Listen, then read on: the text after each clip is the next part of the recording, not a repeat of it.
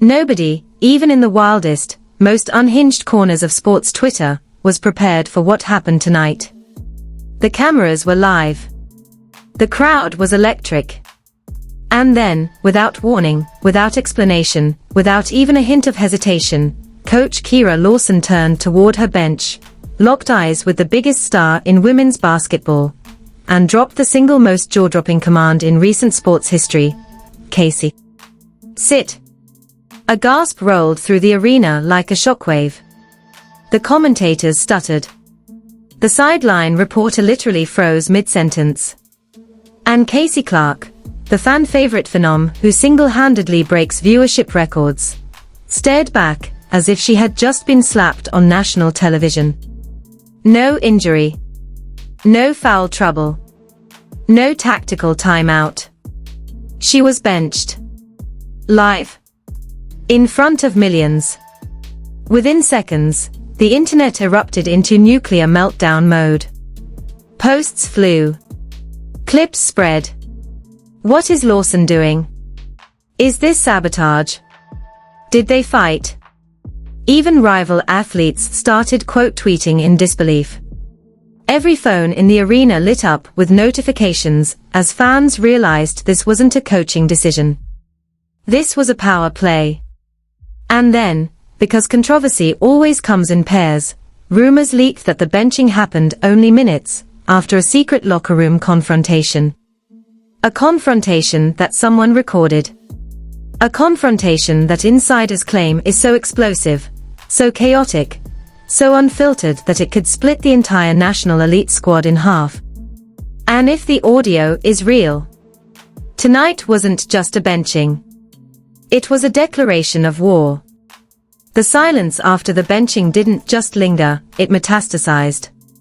It spread through the arena like a slow, creeping storm, swallowing every cheer, every chant, every breath. Fans who came dressed in glittering Clark 17 jerseys sat frozen, mouths open, eyes darting between the court and the bench as if waiting for someone, anyone, to say this was a mistake. A glitch. A miscommunication. A prank. But Coach Lawson didn't flinch. Not once. She stood at the edge of the sideline, arms folded behind her back, staring straight ahead with the cold, unblinking focus of someone determined to prove a point. And Casey Clark. She sat on the bench with her posture too stiff, her expression too calm, her jaw working in tiny, furious pulses that betrayed her boiling confusion. Then the cameras zoomed in. That's when everything detonated. A slow-motion replay of Casey's stunned face hit the jumbotron. Gasps erupted. Someone in the upper deck screamed, "Put her back, IN." Another fan shouted, "This is a setup." The broadcast crew scrambled to fill the dead air, but every attempt sounded like panic disguised as commentary. We're not sure what happened there. We haven't received word of an injury. If this is tactical, it's surprising. No one bought it. Not the fans. Not the analysts. Not the players on the court, who kept glancing sideways at the bench like they were watching a live car crash. Because everyone knew one truth: you do not bench Casey Clark without explanation. Unless something is very, very wrong. And then the first leak hit the internet. A grainy photo snapped by someone courtside. A single frame showing Casey and Kira in the tunnel pregame, faces inches apart, eyes locked, tension radiating off them like heat from a wildfire. Caption: this was 12 minutes before tip-off. Something went down. It took 30 seconds for the image to go viral. 30. In that tiny window, thousands of comments flooded in. She looks furious. Kira's jaw is clenched. OMG. Casey never looks like that before games. What did they say to each other? Theories spun like tornadoes. Arguments erupted. Stan accounts went to war. Even rival athletes chimed in, posting cryptic one-word reactions like "yikes" and "oh," and the classic, that guaranteed wildfire engagement. But then, something more serious surfaced. A reporter tweeted, hearing there was a heated exchange in the locker room. Trying to confirm. 5 minutes later, a second tweet, oh. It's worse than heated. The arena buzzed with phones vibrating non-stop. Even players on the bench peeked at their screens between possessions, eyes widening. Everyone waited. Everyone sensed something bigger was coming. And then, the audio leaked. Not the full thing. Not yet. Just a 7-second snippet. But it was enough to crack the internet in half. A scratchy recording. Voices muffled by locker room walls. But one line, one unmistakable line, cut through perfectly. Casey's voice, if you bench me tonight, you're not just hurting the team. You're exposing yourself. The world stopped. The clip spread like wildfire. People replayed it over and over, analyzing every syllable, every breath, trying to decode the meaning. Exposing yourself. As in exposing what? A secret? A scandal? A feud? Or something worse? Theories erupted instantly. She knows something Kira doesn't want out. This is sabotage. Kira benching Casey is personal, not tactical. Even celebrities got involved. A retired MVP tweeted, players don't say that unless bombs are about to drop. And then, like gasoline poured on a bonfire, another leak hit social media. A screenshot from inside the National Elite Squad group chat. No sender name visible, but the message said, she warned Kira not to do it. Everyone heard it. Get ready for fallout. Fallout. The word echoed across every platform.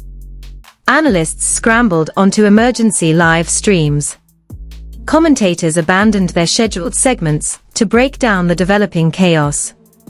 Inside the arena, the tension thickened. Casey sat motionless on the bench, except for the slow tightening of her hands into fists. A teammate leaned over to whisper something to her. Casey shook her head once. Hard. Like she was done speaking, done explaining, done asking. If this was meant to humble her, it wasn't working. It was lighting her fuse. Meanwhile, on the sideline, Coach Lawson's demeanor began to crack. Not visibly to the casual viewer, but to anyone watching closely, her jaw was clenching harder. Her breathing sharpened. Her eyes darted toward the bench more often than toward the court. She wasn't calm. She was unraveling. And then came the most shocking on-air moment of the night. A hot mic caught a sideline referee asking Lawson, "Is Clark okay? Do you want me to check?" Lawson snapped back in a low, furious voice, "She'll stay there." She made her choice. The broadcast team went silent. The clip went viral instantly. She made her choice. What did Casey do? Why is Lawson talking like this? But the drama was far from over. Because while Casey sat on the bench, trying to contain the rising storm inside her, a team assistant quietly approached Lawson, whispering urgently into her ear. The coach's face crumpled for a fraction of a second, a look of pure panic, before she barked something back, dismissing the assistant. Fans watching from home caught the exchange. They slowed it down. Zoomed in. Attached lip-reading breakdowns. And that's when the internet noticed it. The assistant's whisper looked like the words, "It leaked." Lawson's reply looked like, "Impossible. Impossible." But it wasn't. Because at that exact moment, half the arena's fans were staring at their phones, mouths open, reading the newest leak. A full transcript from someone claiming to be in the locker room hallway. Line 14 in the transcript hit like a grenade. "Kira, you can't keep blaming her for what you did." Fans screamed in real time. Comment sections exploded. Channels went live. Every conspiracy theory, every rumor, every whispered rivalry suddenly felt plausible. Locker room recording isn't fake. Game about to blow wide open. The arena buzzed with electricity, the kind that only happens right before something catastrophic unfolds. Even players warming up for the second half looked distracted, sneaking glances at the bench where Casey sat stone still, eyes locked forward. Then the halftime buzzer sounded. Kira Lawson didn't head to the locker room. She went straight for Casey. The cameras caught it instantly. Millions of viewers leaned forward in their seats, sensing blood. Lawson leaned down, whispering something sharp and fast into Casey's ear. Casey stiffened. Her eyes flickered, pain, anger, shock. Then she stood. The arena gasped. Because instead of heading toward her teammates, Casey turned away. Walked several steps toward the tunnel. Hands balled into fists. Shoulders shaking. People thought she was walking out. But at the last second, she stopped. Turned around. And marched straight toward Lawson. "Don't do this," a teammate whispered, reaching out. Casey pulled her arm away. She stepped in front of Lawson, voice steady but trembling with fury. "Tell them the truth." Lawson's expression cracked. Just for an instant. Just long enough for every lip reader online to notice. She didn't look angry. She looked afraid. But before she could respond, a stadium official rushed over. "Coach, you're needed," he never finished. Because right then, phones everywhere buzzed simultaneously with a single notification. A leaked audio file. Not a snippet. Not a transcript. The full recording. Title: PRE Game Argument Raw Audio. The world stopped moving. Fans in the arena stared at their screens, mouths open. Commentators fell silent. Even the referee paused mid-whistle. Casey's teammates clustered together, eyes wide, holding their breath. Someone hit play. It began with footsteps. Lockers slamming. The sound of jerseys rustling. And then Kira Lawson's voice. "You think the whole world revolves around you." Casey, furious. "I think the team deserves honesty." Lawson, "Oh, please. You're a child who thinks she's a savior." Casey, "I saved your job last season." Gasps everywhere. Lawson, "You saved nothing. You're just a highlight reel with a PR machine." Casey, "Then bench me. If that's what you really want." A pause. A long, dangerous pause. Then Lawson's voice, quiet, sharp, lethal. "You open your mouth about what happened last month, and I swear you'll never start another game again." An eruption of screams ripped through the arena. Fans stood from their seats. Coaches on the opposite sideline stared across the court, stunned. "How did this leak?" the broadcaster shouted, live on air. But it wasn't over. Because Casey's reply came next. "You're scared I'll tell them why you blamed me." A clatter, lockers shaking. Lawson shouting, "Get out." Casey snapping back, "No, Lawson again, get out." And then, what the internet would dissect for the next year, another voice. Deep. Male. A voice not belonging to any known staff member. "Both of you, stop." Social media imploded. Who was that? There was someone else in the locker room. Why does he sound like he knows everything? Why didn't THE broadcast mention another staff member? Inside the arena, Lawson grabbed the scorer's table to steady herself. Her face had gone ashen. Casey didn't look surprised. She looked vindicated. The game resumed because it had to, but nobody cared. Every eye was on the bench. Every camera was pointed at Casey and Kira.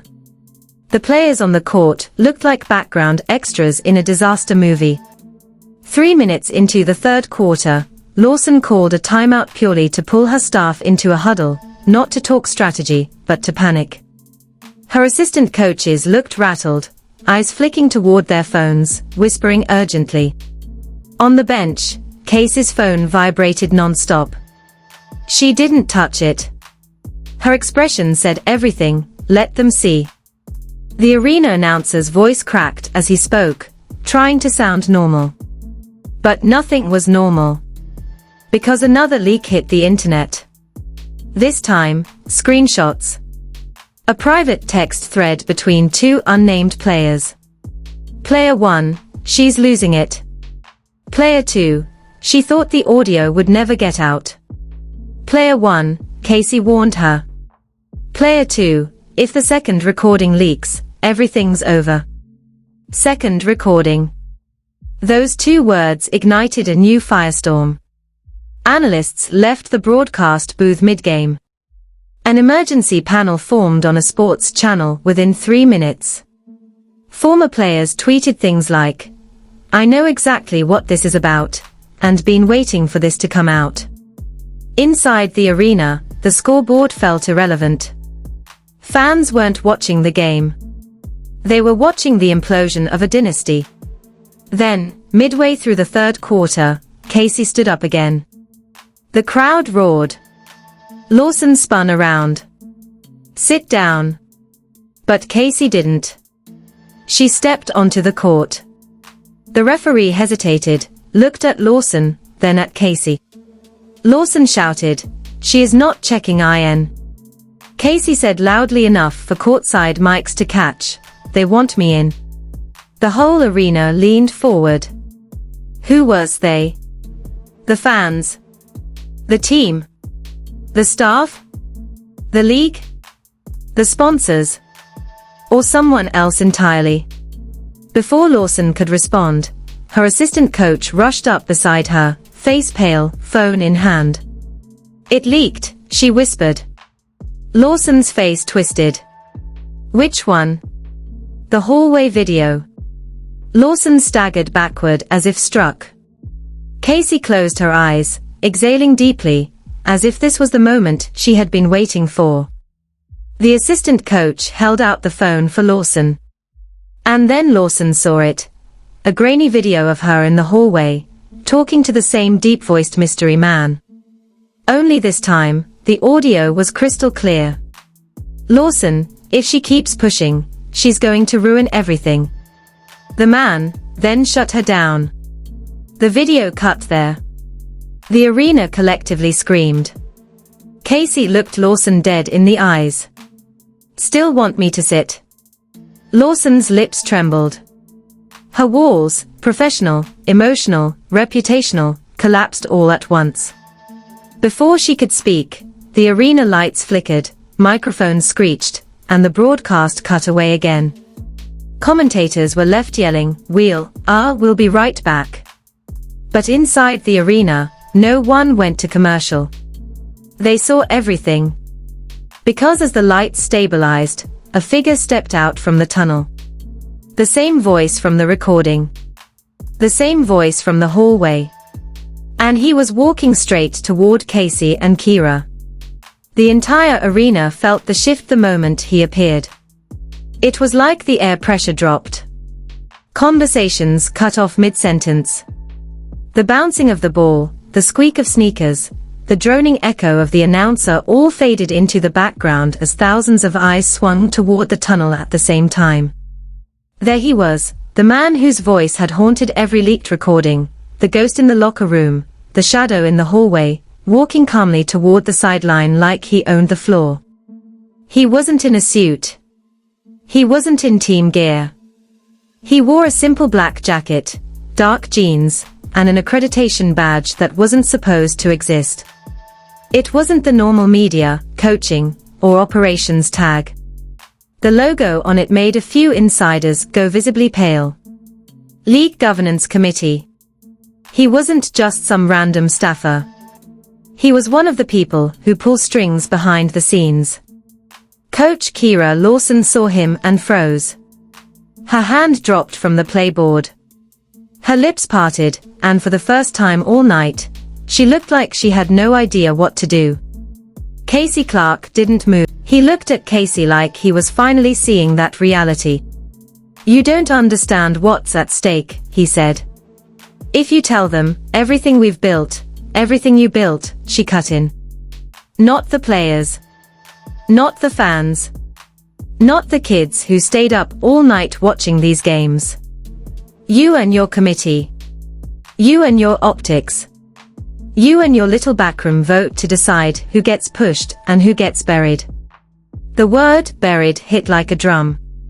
The conspiracy theories people had joked about for years, rigged coverage, manipulated narratives, certain stars mysteriously disappearing from spotlights, suddenly didn't feel like jokes. The man's face darkened. "Careful." Casey stepped closer. "Careful," she laughed bitterly. "You tried to make me the villain in a story I didn't write. You leaked to the press that I wasn't a good teammate, that I didn't respect veterans. You let them turn me into a problem, so you could justify a decision that was already made." The crowd exploded. A chant started, raw, chaotic, building from one corner and spreading until it rattled the rafters. "Let her speak. Let her speak." The man grimaced. Kira rubbed her temple, as if she had a migraine. "Casey, don't do this," she muttered. "Not like this. Not with them watching." Casey turned slowly toward the stands, toward the cameras, toward the millions of people glued to their screens. "That's the only way this works," she said. "You kept telling me to wait, to have the conversation in private. You know what private means in this league. Silent. Forever." Then she did something nobody expected. She walked to the scorer's table, took the nearest courtside mic, and lifted it to her mouth. The arena went quiet so fast it felt like someone had hit mute on reality. "Don't," the man said sharply, lunging forward. Kira caught his arm. She wasn't protecting Casey. She was terrified of him. Because if he grabbed that mic and spun the narrative first, all of this might vanish into spin and carefully crafted statements. Casey spoke before either of them could move. "You want to know why he's here?" she asked, voice steady, reverberating through the arena speakers. "Why there's a secret league governance badge in my tunnel and a voice in our locker room that never shows up on the staff list." People in the upper deck were standing on their seats. Comment sections were moving so fast they were unreadable. Every sports channel had cut away from their regular programming to air this live. "He's here," Casey continued, "because a month ago the players took a vote. A private vote. Unanimous. We wanted more transparency, more say in scheduling, travel, medical decisions, media usage. We wanted protections. A real voice." She lowered the mic slightly, eyes blazing. "And do you know how they answered?" Her gaze cut to Kira. "To protect her position," she said quietly, "they decided to make me the example." The crowd roared. The man broke free of Kira's grip and stepped toward the mic. "That's not what happened," he snapped. "You're twisting this." Casey's expression went ice cold. "You leaked that I was difficult. That I was uncoachable. That I was too big for the team. You fed talking points to commentators. You made my insistence on fair treatment sound like ego." She turned fully toward him. "And then you told Kira to keep me in line." Kira flinched. The man's jaw locked. "This is bigger than you," he said. "We're talking about the future of the league."